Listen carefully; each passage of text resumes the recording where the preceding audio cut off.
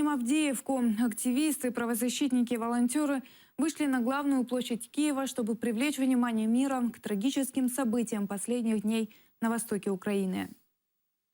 На Майдан люди принесли фотографии обстрелянной Авдіївки. Це Авдіївка, власне, зараз нещодавно фотографія з гуманітарної місії «Проліска». Вони фотографували, власне, мешканців там.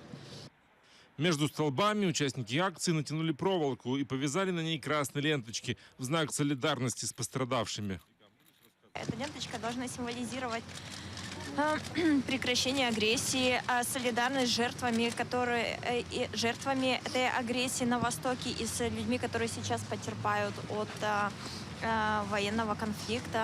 Всі ми хочемо миру, і хоч і війна триває, і вона триває не тільки в Авдіївці, але і в Криму якимось чином, і у багатьох містах на Сході. І це найменше, що ми можемо зробити – вийти на Майдан і розказати про свою солідарність, про те, що світ повинен знати про те, що відбувається, бійці повинні відчувати нашу підтримку. Участники акции хотят привлечь внимание к конфликту на Востоке, который начинает разгораться с новой силой.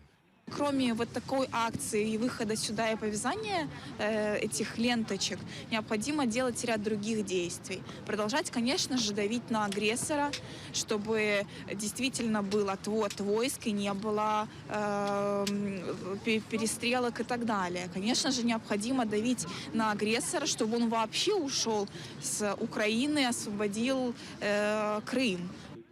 Представители Amnesty International призвали собравшихся подписать петицию к президенту Украины с требованием ратифицировать Римский статут.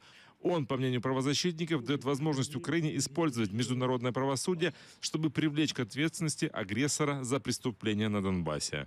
Роман Спиридонов, Асан Аминов, Заман, АТР. Руки прочь от Авдеевки. Россияне против агрессии их страны. В Санкт-Петербурге на Невском проспекте состоялась акция против действий России на востоке Украины. Активистам пытались помешать пророссийские провокаторы. Какие сепаратисты! Такие, как ты, в Майдане, которые доскакали, завалилась вся эта хуйня. Вот ты стоишь, не знаешь за кого, реально, за копеечку, да? Вот с этого все. За копеечку. Они Донецк послушали, как